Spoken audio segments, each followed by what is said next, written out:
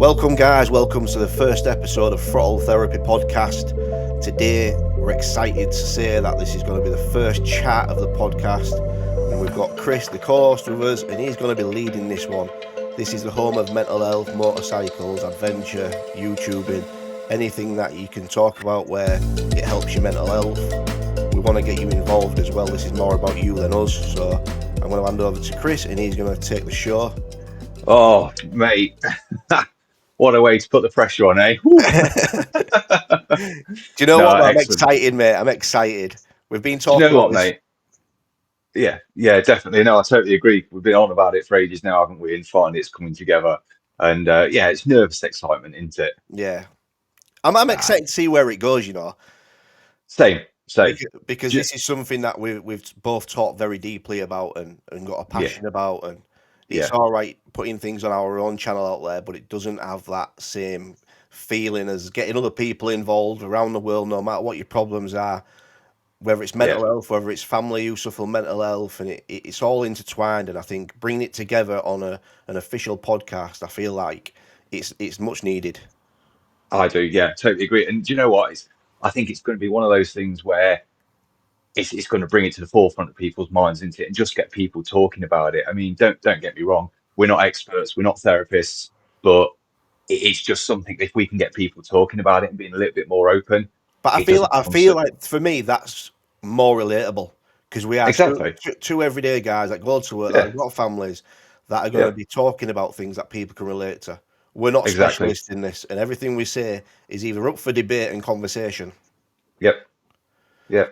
100% question anything that we say. You know, if we say something that you don't agree with, get on here and question it, folks. Get in those comments. Get in touch with us at the Throttle Therapy Podcast email, and just let us know, because we're up for debate. We're up for questions. We're up for answering things that you guys want to know. So yeah, just be involved. That's what we want at the end of the day, isn't it? Yeah, absolutely. Excellent. But you know what, mate? I thought I've been thinking about what to do for this first official one, and I think something that's quite hot at the minute, and it's something that we've both been involved in, sort of you more directly and myself being on the periphery, I can't get the words out today, peripheries of it, is bike theft. Yeah. So bike theft, I thought I'll bring it in because our bikes, like you say, are a massive part of our lives, aren't they? They help us with our mental health. We get out there, it's the freedom of that exploration, the freedom of that adventure, etc. And it's the way that they make us feel and things. And when that freedom is taken away from us, like quite abruptly, as it is with a bike theft, it can destroy people, can't it? And it can put people in really dark places, especially if motorcycling is their outlet. Now, obviously, you did a video on this on your channel sort of recently, didn't you? Because you've got first-hand experience of this, haven't you? Yeah, absolutely. For me, bike theft, it seems to have grown and got out of hand a little bit, if I'm honest. Yeah. But just talking about my bike theft situation, I got my bike because of mental health. Yeah. So that I got a bike because I was up and down, and there's no particular reason why I'm up and down. Like, I can't put my finger on any one thing to say this is why you are like you are. Like, you have good days, you have bad days. It's just who I am. And I'm sure there's a lot of people out there that will relate to that. You can wake up out of bed one morning and you'll be fine. The next day, you're feeling it's that old saying, isn't it, about getting up on the wrong side of the bed type thing, isn't it? You don't understand why. Yeah, I get it. I can't put my finger on it, and it's the only thing I can say is the more time I've got on my own through the week when I'm on shifts, the more time you have to think, the more lonely you become or whatever. So I've always rode motorbikes from a kid. Yeah. But family takes over, and for one reason or another, I couldn't get a bike. But then, due to mental health and having these down days, I decided to get a Royal Enfield Himalayan. Yeah.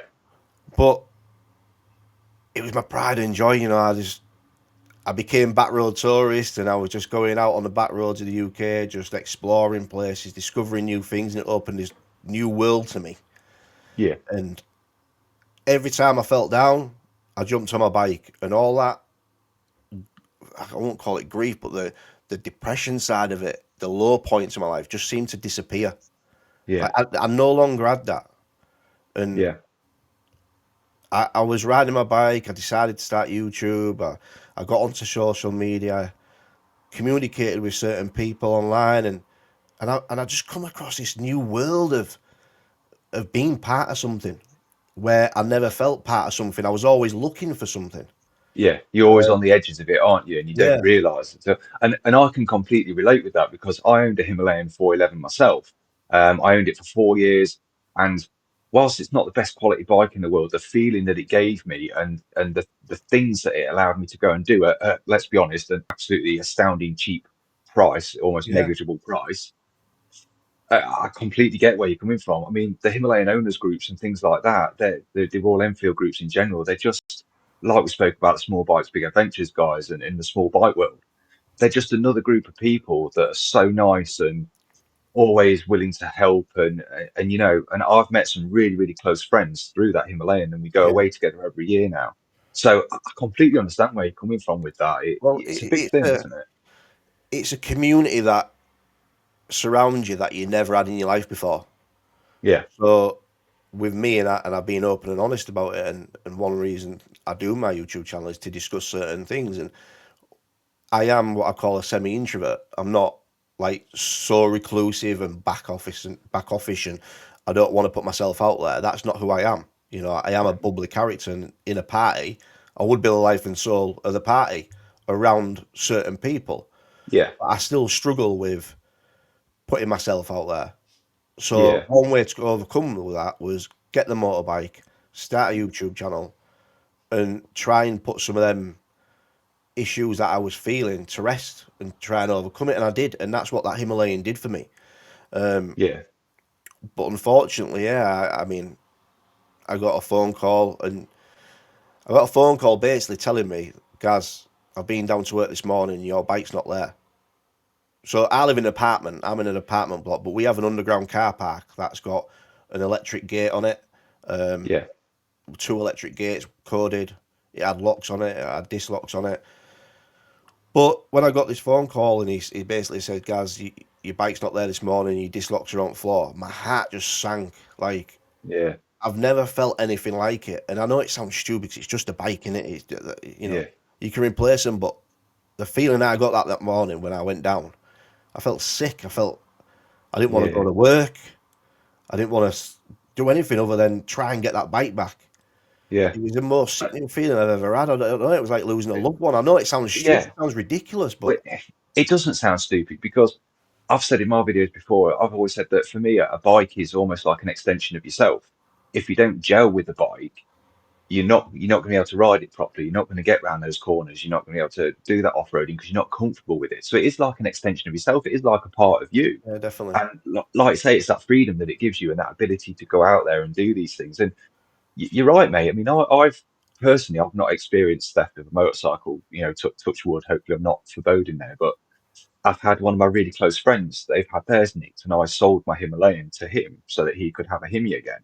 Because I was looking at getting a new 450 Himi. And then literally just the other week, the training school that I work for, they had 5 bikes stolen from a secure lockup, all chained up and everything. And these guys that came and did this were on site and off site, away with the bikes in 6 minutes. Yeah, it's ridiculous, isn't it? And I always Yeah, say it doesn't matter what locks you've got on it or how secure your compound is or whatever it may be. If they want it, they'll have it, and they'll just bring a van. yeah, They'll put a scaffolding yeah. bar between the wheels and lift them onto vans. Well, That's how exactly. simple I it mean, is.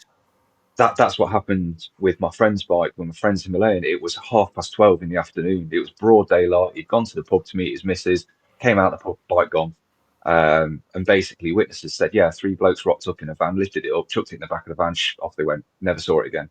The You thing know, is, and I know there's no reason for them to think like this, but they don't realise the impact they have when they take these bikes off people.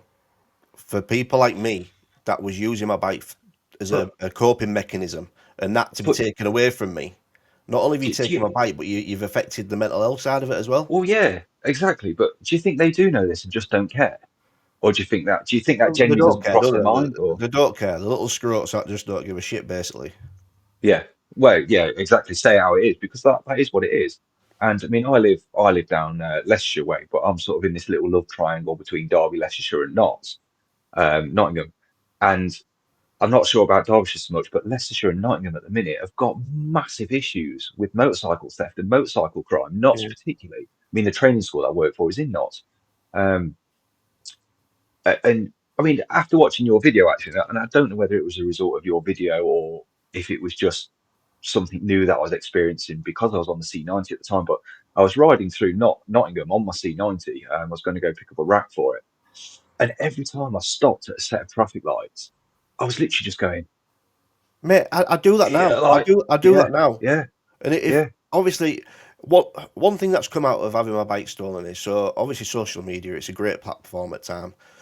yeah, And what happened was when I put my story out there on social media, the social media came together and was like, we need to find this kid his bike. We need to get his bike yeah, back for him. And I was having messages straight away.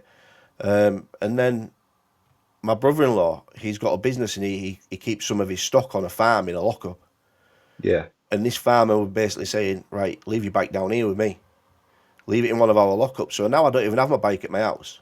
Which, Oh, really? it is a bit of a hindrance at time because when I wake up in the morning, I just want to jump on my bike. I Yeah, can't. I've got to go, 10 minutes, 15 minutes out of my way, unlock to my go and bike at fetch the him. farm. If I come back, I've got to take it to the farm, then come back home. It's not freely at hand, but it is the peace of mind Hmm. That it's a bit more of having secure that and security. Do you know what I mean? And like, no one's yeah, gonna go yeah. there. No one's gonna know where it is. Which is a good thing, isn't it? And like I say, as long as you don't put anything out there on your video. I mean, I sometimes I think because I do videos of bits in my garage and doing work and that, but I never show sort of where I am or outside my house or anything like that. But sometimes I do think, am I daft for doing that? You know, am I just asking for something to go wrong and Well, go missing? what But I've done in past is I've done them maps, where you can track your ride. yeah, yeah, Well, then I've shared it on social media. But what I've done is put the start point maybe 2 miles away from my house. yeah, So yeah, people always say to me, "Oh, share that ride with me." So mm, I do record my ride sometimes and I put it out there, whether it's onto X or wherever. And I mm. always think I'm not starting it from my house. I'm going to No, start it definitely two not. miles up the Definitely not.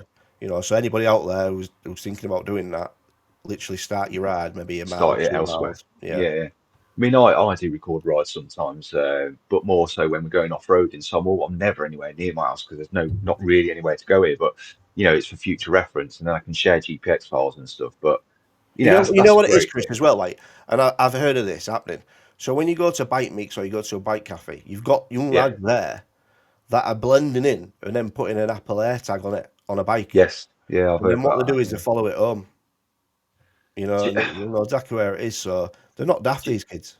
no, they're not. And do you know what? For me, it's one of them. It's like because I know we'll talk about it in a minute, but obviously with your situation, you really wanted to find that, didn't you? And we'll come on to the police side of it in a minute, but you did a lot of investigation, didn't you, in that? But and that's kind of like the way you dealt with it, and obviously you came to a bit of a realization afterwards, which again we'll talk about in a sec. But for me personally, as gutted as I would be, especially with my C90, because that's something that I want to keep for life now. I want to pass that down to my kid.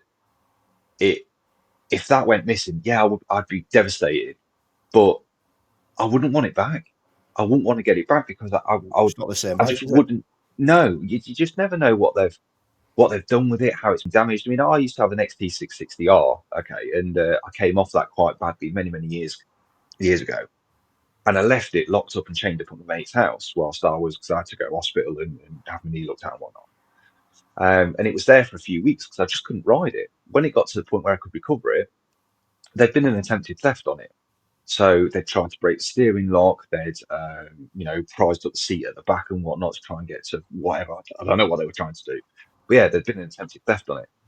And I don't know whether it was a mental thing or if there was some physical damage to the bike, but it never ever rode the same way again. It never felt the same way. I didn't get the enjoyment out of Yeah. it. I felt like it was trying to throw me off all the time. And I went and traded it in. I went and Yeah. sold it and traded it in because there was just something not right. And I don't know whether it's It's a that mental personal side of it possession. It or means something to you. And when it's yeah, taken away, it's yeah, been thrashed. I don't know. There's a connection to it that it's gone once. It's been taken. You'll never get it back. yeah. And What it's I'll not the do though, same. Chris, now what I'll do is I'll play a little clip of the thief's Yeah, taking the please. bike. Um, Please do, yeah, because and this was the other thing I was going to say. With your video, the thing that hit me about your video was that they actually filmed them doing it, didn't they? because it's a game to them, and what they do is Yeah, they use it to yeah, upload onto TikTok, and it's more of a competition. And the more you look on TikTok, the more accounts there is, and this is how I end up tracking these people down due to yeah, TikTok. yeah. But I'll play the clip anyway, and you'll see it's more about clicks for these guys. It's taking your bike, putting it on small social media, and then getting the clicks. But the stupidity is TikTok allows it and whatnot, and if they get X amount of views and subscribers, etc., they get bloody paid for it. It's unbelievable. Don't piss me off. Yeah, sorry, I'm, sorry. I'm going to play this now.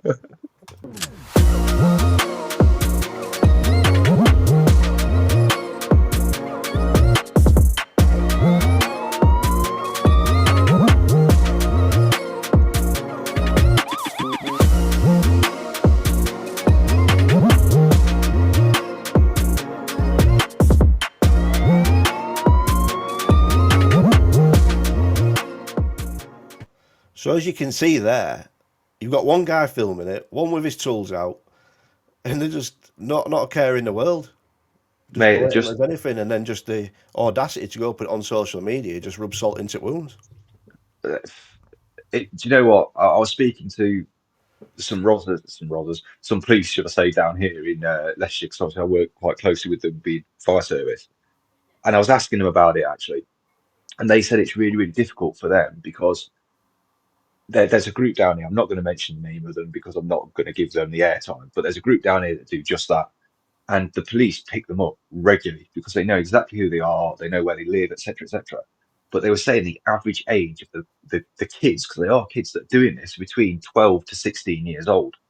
You know, the TikTok sort of era generation, if you like, 12 to 16 years old. So they arrest them, take them back, and then they just get released because the court system or whatever won't take it forward or whatever because of Yeah. their age most of the time.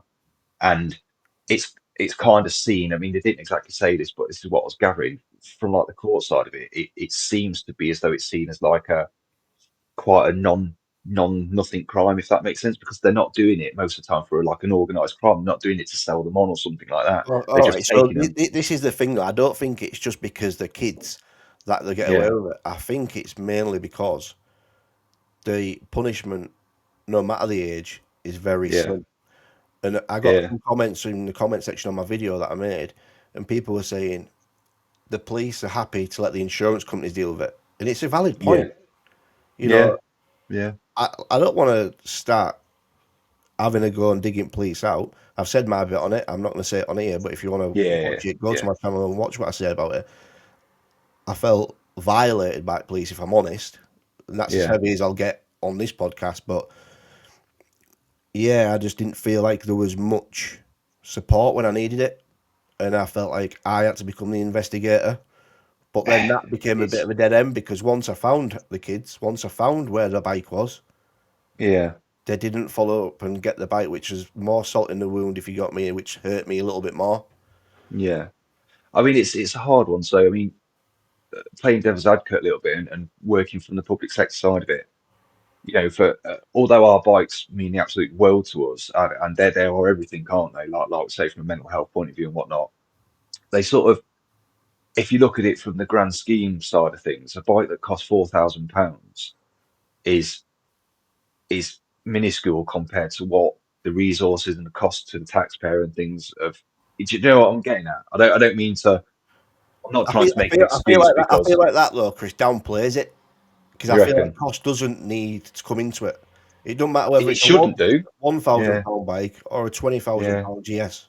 Yeah, you're right, and it shouldn't come into it, but unfortunately, I think it does.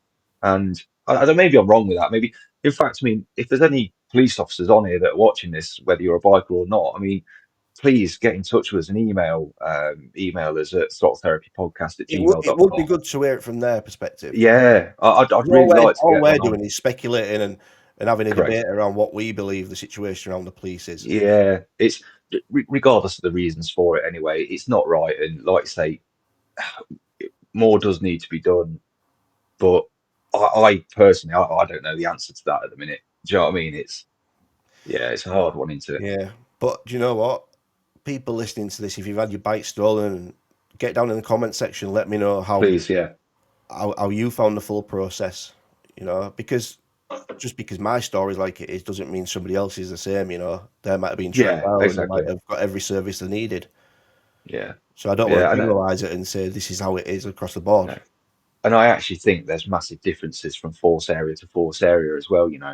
Yeah, Um, I and I wonder. don't know why, but yeah, I see it in the fire service with funding and all that lot. So maybe it's the same with police, but do you know what, mate? It's one of them. It's crap either way, and you're in a lose situation, unfortunately, aren't you? Yeah, it's Yeah, not good. I don't know the answers.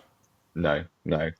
But so anyway, so obviously that was really awful, and it did affect you, didn't it? It did affect your mental health, Yeah, and it I sort mean, of I'm lucky that I've got a good wife and an understanding wife because the minute it was yeah, taken, it was like, right, let's go, I'll get you another bike. yeah, That's the mindset she was in because she knew how much it helped me. yeah. Um, So why not replace it with another Himalayan then? Because obviously you got the F650 GS now, haven't yeah, basically, do you know what? I love my Himalayan, and you? Mm, maybe it's because I had that attachment to it. But I was looking for, I don't know, a Tenere. I was looking along them lines, an adventure bike, kind of dual sport, off roadish.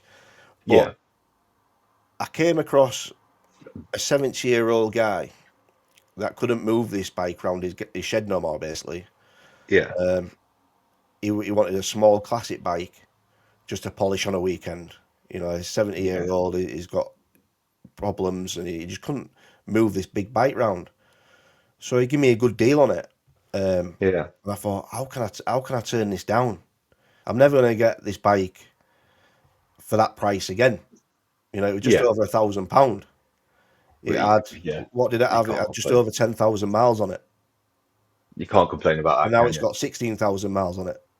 You know, Mate, £100 1,000 miles. It's you can't complain about that, it can you? was in pristine condition. He had a spares bag that he gave me. He had a new front tyre. This guy, because he couldn't move it out of his garage and go for a ride on it, spent his weekends cleaning it, polishing it, looking after it, servicing it.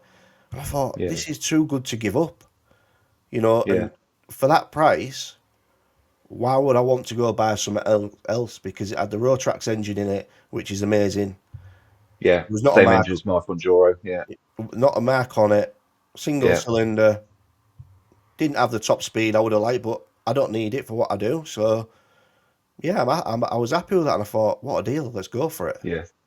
And again, it's now giving you that freedom again, hasn't it? And that ability to go and explore again.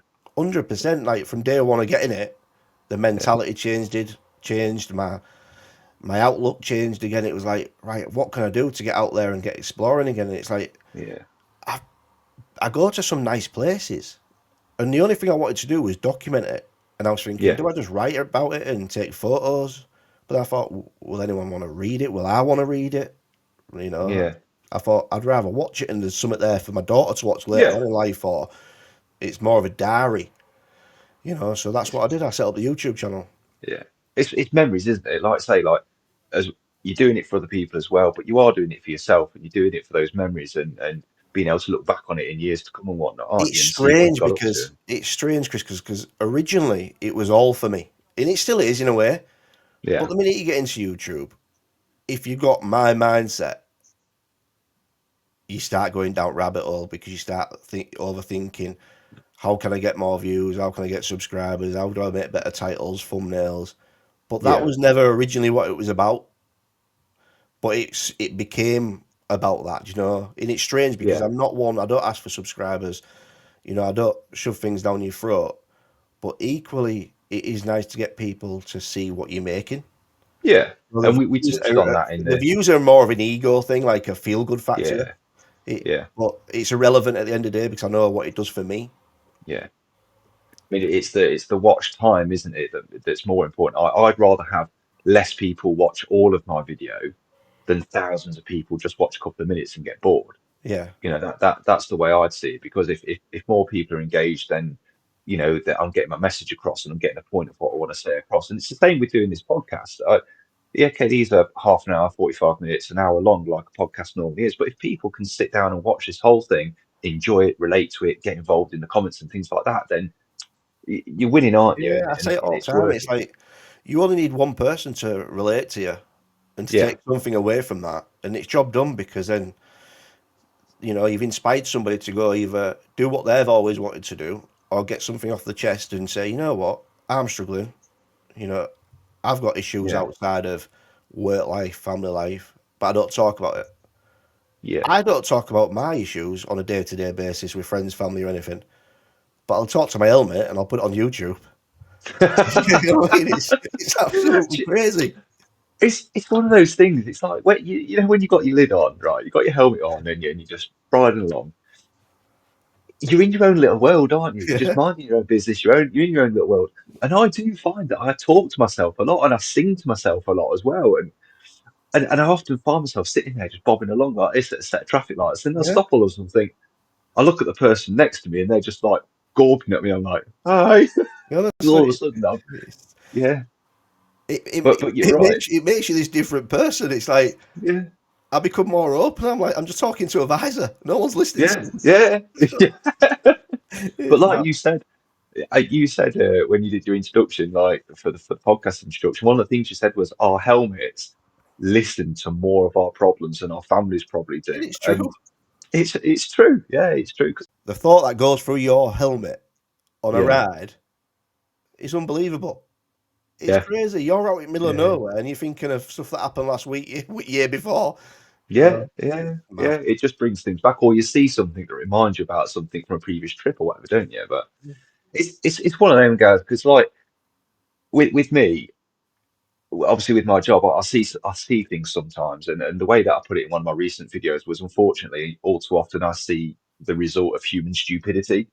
Because a lot of the times there are accidents and things, but a lot of the times what I see is caused by someone being a numpty or whatever. Yeah, because you're a But firefighter, aren't you? yeah, exactly, yeah. But so I do talk to my wife about these things, and she's brilliant. She's extremely understanding. When I had that near miss, the near death experience on my C90, I said to her, I need to go and ride and I need to go and film it. She said, yeah, so you should. She said, get straight back on that bike and go out again. Because if you don't, you'll never get back on it. Exactly. And she was right. Now, bearing in mind, we've got an 8-year-old kid together, and we've been married 10 years together, 15 years now. She could have quite easily said, no, I don't want you to go back on the bike. But she knew, or she knows, should I say, that from my mental health point of view and my outlet and what I need to go and do, she was like, yeah, go on, off you go. And that was great. But like I say, so I do talk to her about things that I see at work and the stuff that we've come across and things, particularly when we have fatalities and things.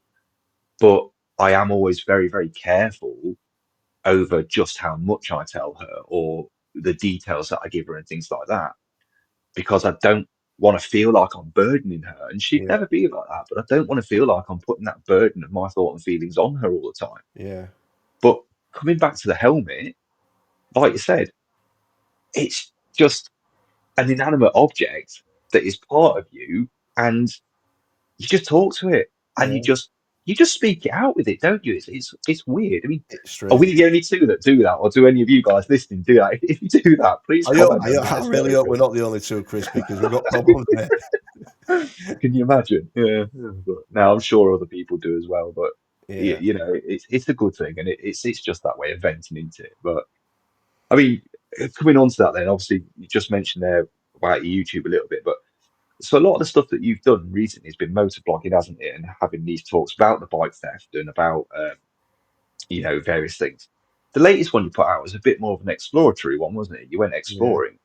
So why the sudden change? Oh, mate. So originally, when I started my YouTube channel, it was more about getting out on the back roads and exploring places that you wouldn't necessarily see. So it may be Yeah, an old castle, yeah, it's maybe something historic like an old well, researching the history of it, and then learning from it, enjoying the process, and then putting a video out about it. And I missed yeah, that. And I missed that. So over winter, it was really difficult to go onto these adventures and do all that because the further afield, it's such as like you want to go visit a mine shaft. It's dangerous. It's not yeah, something you should be really doing, but I enjoy it. So I thought, how can I make videos over winter? And I thought, you know what, just ride your bike, do some motor vlogging, talk the yeah, truth, talk facts, talk things that people are going to relate to. And if people want yeah, to watch it, they'll watch it. If they don't, they don't. And that's all good. Like, yeah, so I did. I started to put the videos out, and it was like people was relating to it, and the Yeah, comment section definitely. was such a good community on there. But then part of me was thinking, is this making you happy? Because I felt lazy. I don't know. Yeah, And I don't mean this disrespectful to anybody that does motor vlogging. It's a lot of work that's involved in it. But for me, I felt like I was being lazy, just riding, talking to my helmet, coming home after 10 minutes ride, and putting a video up there. I felt yeah, like I should be offering more. And again, this goes back to my thought process and the way that I am, because it's a stupid way to think, because I am offering more. I'm yeah, talking about real things. It yeah, doesn't matter that I'm definitely. not going on adventures and giving all this history talk and stuff. Yeah, But it was like, how can I find a bit of middle ground and do what makes me happy, which is the adventure side, but also do the motor vlogging, which people relate to and actually get engaged with. yeah, So it's a tough one, but going forward, I think I'm going to mix the two up, definitely. Yeah, definitely. because I don't want to come away from talking honestly and openly about things, because people need that outlet. Yeah, And I've seen in the comment section, like, and I'm blown away by it. The comment section, I have a real good comment section, to be honest. And I have a good community of people that watch my videos. All right, I've only got 200 and something subscribers, but if 200 people are queued outside your house waiting for you to talk, imagine that. That's daunting. That's a yeah. lot of people, It is. and Yeah, and that's how I see it now. I'm not saying that all 200 people that subscribe to me watch my videos. I probably don't. But again, if a handful are, and they're leaving comments and I'm affecting them in some way and they can relate to me, that's all that matters to me. Like, yeah, regardless of anything else. yeah, But the adventure side of it is more to please me and to keep my mental health in check, knowing that actually you've not been lazy, you've gone out, you've researched, you've done a video. That's where I'm at. yeah, yeah. See, I personally like both sides of it because I enjoy your videos and others like you where they're talking about topics like we've just had that discussion about bike theft and it is something that's close to your heart, close to me, and it'll be close to many people around that are watching this. But it's like I say, it's those topics that can be related to, and it's your personal experiences of them and things like that.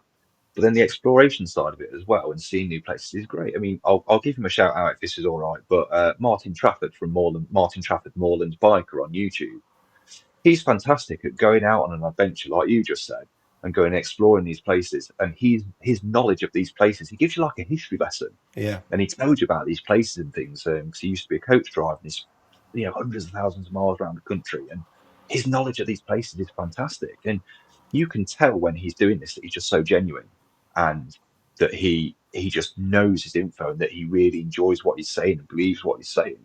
And he's great to watch. If you're into that kind of thing, it's fantastic to watch because you always learn something new. Yeah, but I don't, and So, also, sorry, Chris, but I don't want to do sorry. motor vlogging and Yeah, go out there and talk for the sake of talking and yeah, just to make a video. If I added any value and got something to say, I'd rather not yeah, make a video. That yeah, that exactly. that's how I am, and it's like I analyze everything. Again, it's just who I am. I analyze everything. So I'll come home, I'll make a video, and I'll think, you're lazy, you're cheating your viewers. You just Yeah, made a lazy video talking about something because you had nothing else to talk about. I don't want to be that guy. yeah, Like, I yeah, want to I want to talk about things that people will relate to and connect with. And yeah, if I don't have that thought process that morning I get out of bed and get on that bike, I just won't make a video. And the adventure side of it, I think, like, it can be interesting. It's a good thing for me because it keeps me active. It sets me yeah, goals. It gives me yeah. challenges. It's adventuring is not just going to these far fetched places. Adventuring could No, be of an hour up the road, and it's course what it can. you, what defines adventure. Well, that's different for everybody. And for me, an Yeah, adventure is going to somewhere brand new and seeing something that I've not seen before. It doesn't matter whether a tech road or a gravel track. Some people go, yeah. well, it's not an adventure. You just took A roads. Well, no, that's Doesn't not an matter. adventure to you Doesn't matter. because you've gone to, I don't know, Vietnam on your bike and you've crossed the Yeah, deserts. Well, that is an adventure. Don't get me wrong, but equally, don't say that I've not been on an adventure because I've been half an hour up road. yeah. And I said this recently, like similar to what you're explaining there about adventure, like, what is adventure? I said recently, what is an adventure bike? I got a loaner Harley Davidson Sport Ride, and I went out on it, and I absolutely loved it. What a phenomenal bike! And then I was like, is this not an adventure bike? And loads of people are like, no, it's not. It's, you talk about your GS 1200s, you're talking about your Teneres, etc. I'm like, but does it matter? Any bike's an adventure bike. It doesn't matter whether it's a small C90 or a CG 125 or a great big You know what it massive is, Chris? cruiser, whatever it is. It's an ego thing. It's people want an adventure bike to say they're an adventurer, Yeah, but you want maybe. a Harley. Does that make you not an adventurer? I think any bike can be an adventure bike. It's what you make of it, isn't it? It's it's what you want it to be at the end of the day. It doesn't matter. And like you say, you've hit the nail on the head there. You don't have to go off roading to be on an adventure. You can stick to any roads. You can do what you like. And I would challenge anyone to do a 60-minute challenge. Half an hour out, half an hour back on your bike. 60 minutes. Give yourself that and just go in a random direction. Go and explore. If you live in the city, go and explore your city. Go and find places you've never been before. If you live in the countryside, bimble off in a general direction that you don't normally go. 60 Yeah, minute exactly, challenge. and that's the point there. Because what I Yeah, do 99% of the time is there's no destination unless I'm doing my yeah, adventure videos, and then yes, I pick somewhere, I research it, and I'll go. But yeah, 99% of the time, I don't know where I'm going. I yeah, point my bike and I just go. But believe it yeah, or not, that I found the best things like that. I've come yeah, across the best stuff on the back roads by turning left or right or going straight on with no thought process. yeah, I've never been down that road in my life, and I've yeah, experienced something new because they always say like if you go down the same road as everybody else, you'll see the same as everybody else. yeah. If you Which come is generally across, tail lights and cars. yeah, and if you Yeah, go down a little road, a single track road that's got no signpostage, you don't know what's at the end of there. It's a whole new experience. That to me is exactly. adventure. And I've found roads and roads. I found little cafes and all sorts that I never knew existed by doing that. It's yeah, it's a great way to be, and it's part of that freedom, isn't it? And it's great for the mind. It keeps your mind ticking over, keeps you guessing what's coming next. Yeah. And you don't switch off as well, which is the really important thing. If you're going down those roads that you go on all the time, the same roads over and over again, you end up switching off, and that's when things become dangerous. You need to keep your mind ticking over and But as a looking out motor for new vlogger, ones. it makes your life easier because you're talking about Yeah, things that are new to you. yeah, So it's real. It's in the moment. You can talk yeah, about exactly, things in that moment exactly. that you're both experiencing for the first time. Whereas Yeah, if I go out and I say I'm off, I don't know, 2 miles up road to a location that I've been a million times, yeah, it's not going to be interesting for me. So then the yeah, way that I verbulate that and talk about that, it's not going to happen. It's not going to be. It's not yeah. going to be natural. Yeah. And do you know what? Yeah, you're right. It needs to be natural. It needs to come from the heart, doesn't it? It needs to come from a place of, like you say, being genuine and whatnot. Yeah. And that actually nicely leads me into sort of speaking about adventure and speaking about making things what you want them to be, an adventure bike being what you want and being genuine and stuff. Leads me into actually talking about the first time we're going to have a guest because we've said all along that we want this to be about you guys. I mean, with sort of the last video and this one, we've kind of introduced ourselves and spoken a bit about us, haven't we? Yeah. But next one, we're actually going to have a guest on, aren't we? I hope so.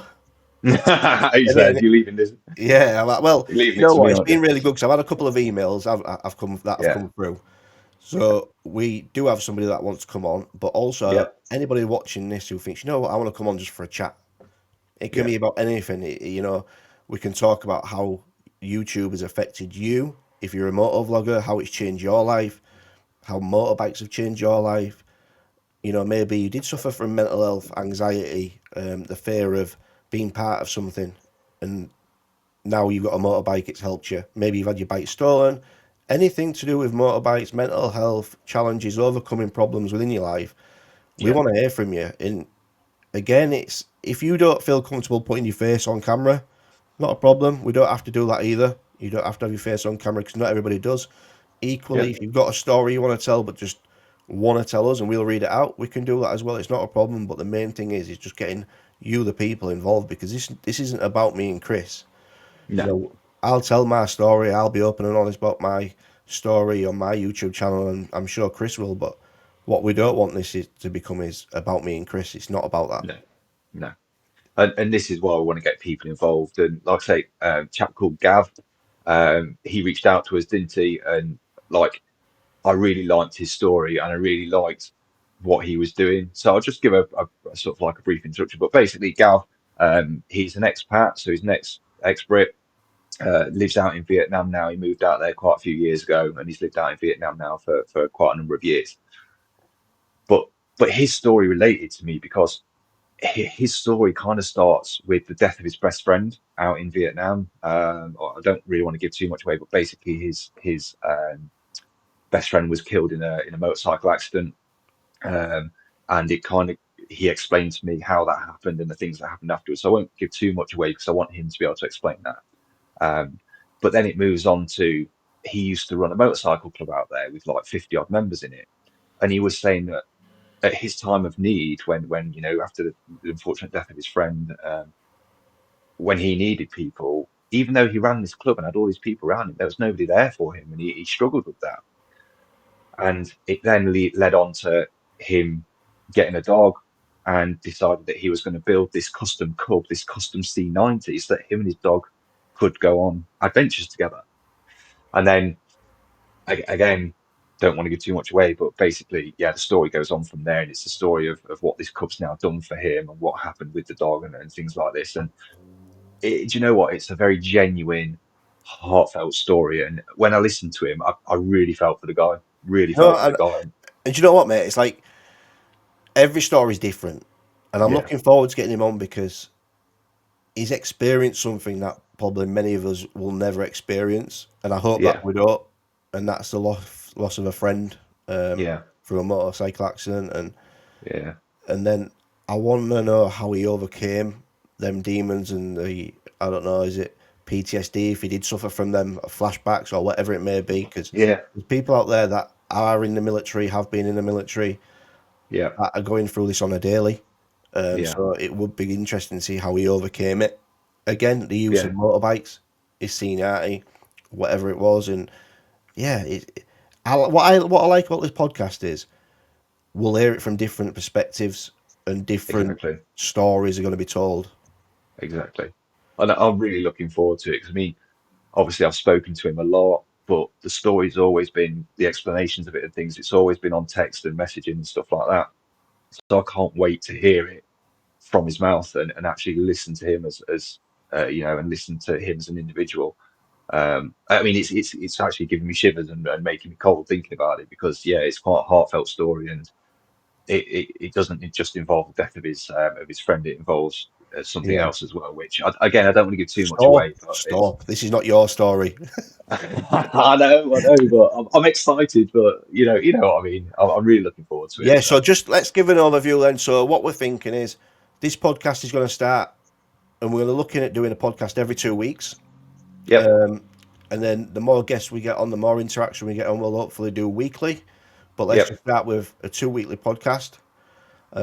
Like I say, the email I will put across the screen now, so you can see the email address. And if you want to email that, please feel free to do so. yeah, Without you, we don't have a podcast. So yeah. that's And this is it. We want to hear anything like I said. This is predominantly around trying to break down those stigmas around mental health, those barriers.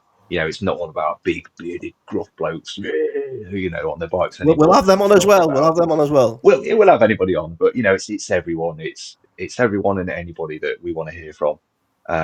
But we want inspiring stories. We want how you've overcome loss or your demons, or like we said before, if you're the partners, brothers, sisters, parents of, etc. We want to hear from you. So But quickly then, Chrissy, just before we go, my mate, I, what have you got coming up yourself? well, I've got loads. My next thing that I'm hoping to do is a relatively large 400-mile trip on my C90. Um, Literally just to go and see one thing. What? And well, that's it. I'm not going to give any more away. You have to watch it to find out, won't you? Like a politician, mate. Well, but no, I'm hoping, mate, that I can really throw into this. And for anybody that sort of thinks that the audio is a little bit off or my camera's a bit off, if this takes off and does well, then I'll start investing, and it will get better, won't it, mate? I hope so. I hope so. We're Yeah, just going to grow from here, I think, and exactly. create something that Do, do is there you for us know what all. do you know what I'd like to see, Gaz? I would really like to see us, and I don't know whether you'll probably listen to this and go, oh no, but I would really like to see us up on stage at the Adventure Bike Riders Festival in a few years' time and be able to do like a live show and get audience members out and come and talk to us and things like that. You know what? That'd be awesome. Big trees grow from small seeds, mate. So Exactly. let's give Exactly. it a There we go. We've go. just planted it, mate, haven't we? We've just planted that seed now. So listeners, if you can help us grow and support us, then I think it's only a good thing, isn't it? Because there's not many people out there doing this and talking about mental health, motorcycles, and everything in between.